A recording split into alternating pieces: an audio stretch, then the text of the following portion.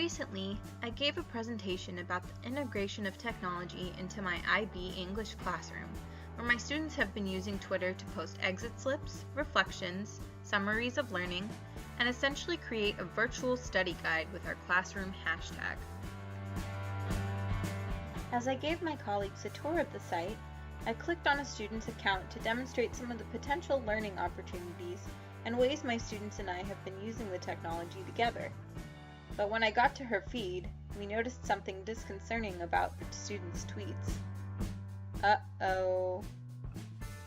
The Grade 12 Common Core State Standard Number 6 for writing asks students to use technology, including the internet, to produce, publish, and update individual or shared writing products in response to ongoing feedback, including new arguments or information. Many classrooms around the country have already begun introducing digital media and technology into their curriculum, often in extremely cool and innovative ways, such as the integration of blogging, podcasts, class websites, and the use of social media. Even more crucial, by using technology, we can now reach across globally to spark creative discussion. Take Stephen Baker's program, for example, a school-wide Socratic seminar in New Zealand, enacted through a live Twitter feed.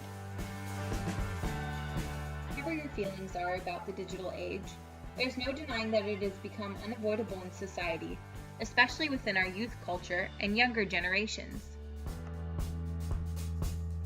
Every day, students are flooded with infinite media messages on their phones, computers, and other devices. In fact, according to Google CEO Eric Schmidt, every 2 days, we now create as much information as we did from the dawn of time up to 2003. That's a lot of data.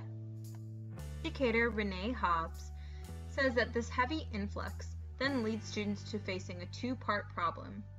Number one, we must sort through, interpret, and consume the flood of information with new knowledge and critical thinking skills. And two, we must also create and share, or remix, media messages to participate and engage in the digital world. This leads me to my essential question when faced with reflecting on technology and education.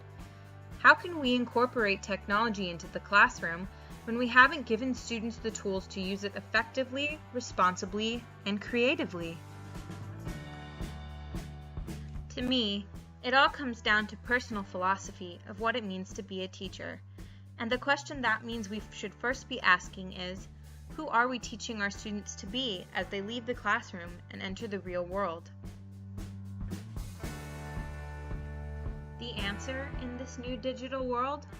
We need to teach students how to be effective and socially responsible digital citizens, which according to Mike Ribble, the curator of digitalcitizenship.net, this means engaging and understanding the 9 themes of digital citizenship.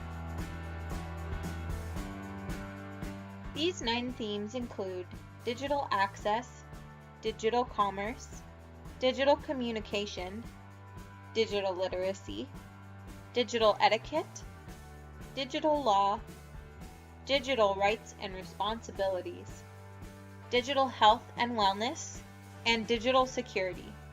When students understand these 9 themes, they are ready to enact in a digital democracy. Students like the one I showed you and my colleagues also need to understand that once something goes up onto the internet, it never really comes down. This is because all of the data we input online becomes part of our digital footprint, a way for other citizens to track what we do and say throughout the web. This means that we not only need to be able to protect our identities and public personas online, but we also need to be able to use our digital literacy to follow the footprints of others, whether that be to uncover the truth from news sources or to protect our friends from potential harassment or embarrassment. If all of that isn't enough to convince you of the importance of digital citizenship, listen to what psychologist Philip Zimbardo has to say about the spread of heroism in the 21st century. He makes the claim that heroes in today's society are ordinary people, but too often are they rendered passive bystanders, guilty of the evil of inaction.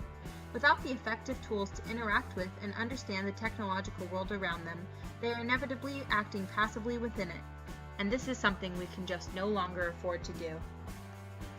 I'm sure we've all at some point encountered a student like mine, or maybe even been that student, who posts something that they will later regret. We've all known that person who says, "Well, I read it on the internet," thinking that of course this makes something infallibly true.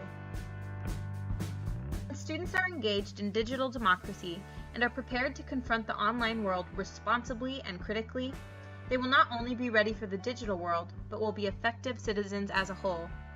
Only then can we ask students to become change makers as they leave our classrooms and set off into the real world.